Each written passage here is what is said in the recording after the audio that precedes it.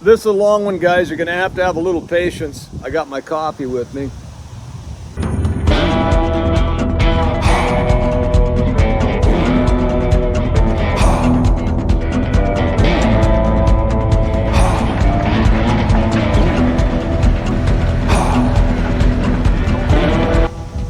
So what I'm going to tell you today is, first I'm going to cover the state of Oregon.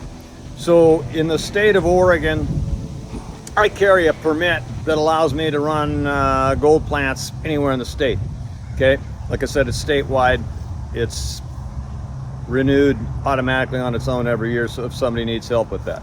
But here's what I would encourage property owners to do, whether they plan on mining on their property or not. First off, if you do plan on mining on it, as I said 5 years ago before I started my first claim and the process of getting a permit, I explained that you needed to do your testing, build a grid, test where each spot on your acreage has a level of gold, what it is per yard, per ton, whatever, so that you can make a determination.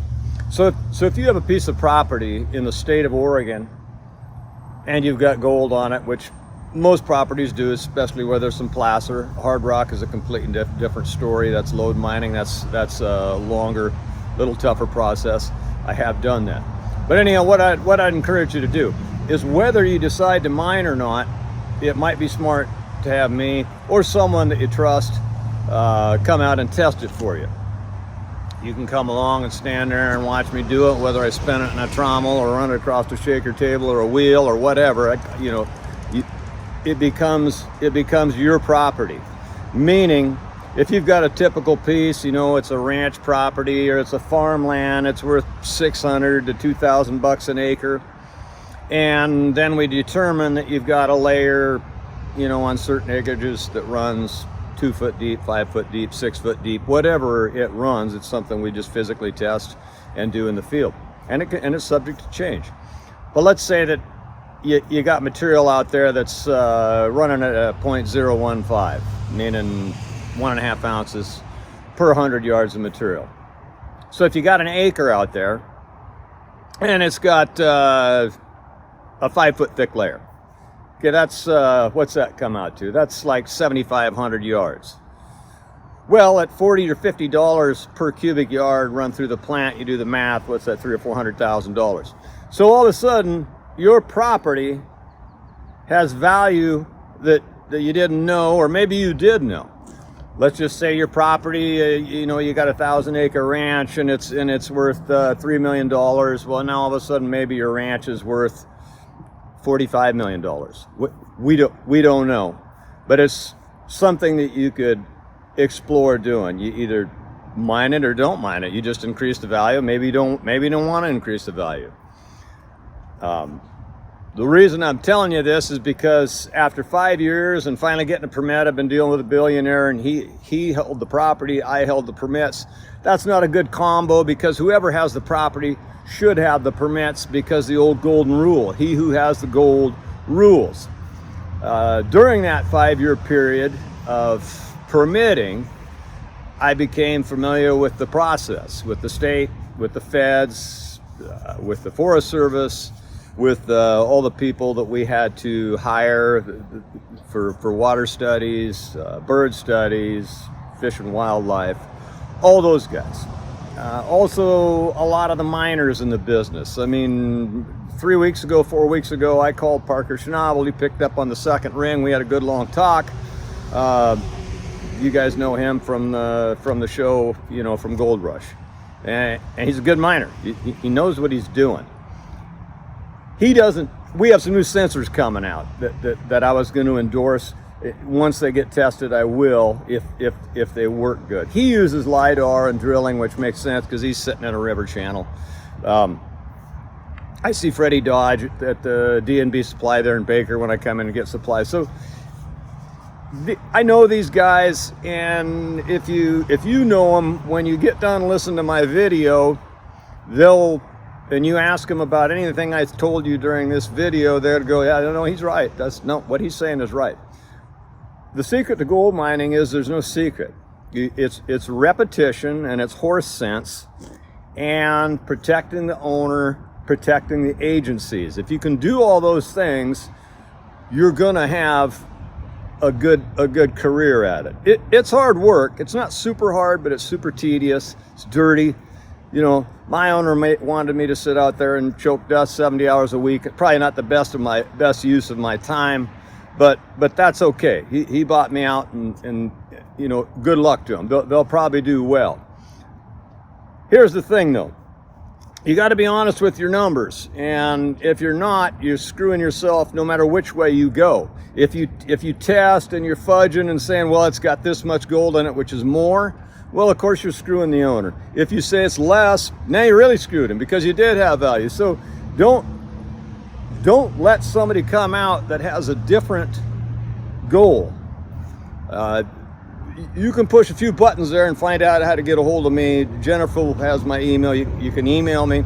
But I'll go anywhere in the States, and I got a passport, and I'll come and do honest tests with you where you can sit right there and look at it, where I got no skin in the game other than to show you what you got. You know, I make a joke out of it, but my last plant was called Rumpelstiltskin because I spin the gold out of it. I can spin you enough to turn you into Rapunzel. You can climb her hair and get up there and see her. That's just what I'm good at. All you need to do is keep a steady supply of pom-poms and cheer for Cowboy Steve while he's finding you what you need. I'm gonna repeat that now on the property. People, if you want it tested, get a hold of me. I will come out, very minimal, show you where if you have gold, I'll show you what it is, show you what the percentages are in it. We'll test it in multiple spots. It's up to you. Do it any way you want to do it, and that way that's how you can succeed, or you can increase the value of your property from twofold to tenfold to 20-fold, whatever it is, and still never touch mining it. You don't have to sell it. You can if you want. I also know how to do the permitting, which was not fun. That was a really tedious, long task. Seemed like they're throwing roadblocks in for you everywhere. I think I got the first permit that's been given out in many years in the state of Oregon. I may be wrong. I would accept it if they gave me proof that said I was wrong, but I was around a lot of mines and a lot of miners. I was getting a little warm there. It's starting to warm up. It's you know, it's Friday the 20th of June here in I'm in Vancouver, Washington. It's supposed to rain today, but it's you know, it's not too bad out. Okay, so you property owners that want me to come and assess your place for you, email me. Like I said, you'll see it on there, and I can show you what you need to do with your property to increase your value of it. What's that word we were using back when? Exponentially. And you'll know that going back to my old videos before I got permitted, I told the same story then, because it's the same story now. You got to do your testing, okay? You got to test before you go blow money. I see guys now all the time, by the time they get permitted, everybody's really mad at each other.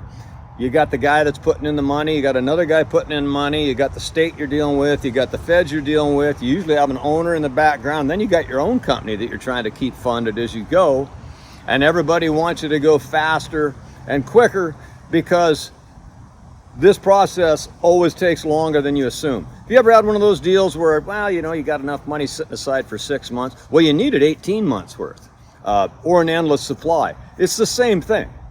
And the parties aren't necessarily wrong. They all got a good reason, but it's just what happens. You got to test, got to run the good material, the marginal material. You know, of course, right now with gold at what, $3,400 an ounce, there's not much marginal material. I mean, the stuff that I would have never run, I would be blazing through right now. And I had 4 plants, a 200 tonner, ton per hour at 150 ton per hour gold field, at a little Model 30 shaker trommel, which would be great for, you know, doing 70, 80 yards a day if you needed to. And then a cleanup plant, you know, with a centrifuge on it. Anyhow, and you need water. You guys, we got to be able to access water at your place. We don't need a lot if we're just testing. But first come, first serve. Like I said, all you need for me is pom-poms. You'll get the gold. You'll find out if you can get your property worth a lot more than it is, or start mining the damn thing. Okay, one last thing that I didn't mention for you guys that are going to try to mine. Okay, number one, you've got to learn to not listen to just some of your help that you have is going to try to talk you into getting more new equipment, more of this, bigger plant, fancier gators to drive in, all these different things that increase costs, and the price of gold's, you know, stays what it is. Sure, it can increase, but we can't control that. So, you know, if you go to Burger King, they're not trying to figure out how to buy a more expensive French fry machine or how to break it down very often. So my point is, you've got to learn to operate for less money and increase production. I know those are kind of opposites, but that's what any business does. That's what I do.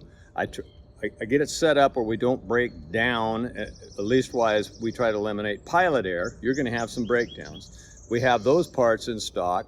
You have to be able to operate. You got to be able to run. You got to be able to run 40, 50 hours a week with the plant running. And I know you guys that tell me you're going to work on 100 hours a week. Yeah, you are, but your plant's not running. You're working and drawing wages, okay? I want the plant running. If we're working, I want the plant running. It can be 2 hours a day, maybe 3 hours a day that I have to spend on maintenance, no matter what. But that's the trick. Here again, there's no trick. If you don't break down and you run the good material, your cost per yard go down, your gold's clear up here.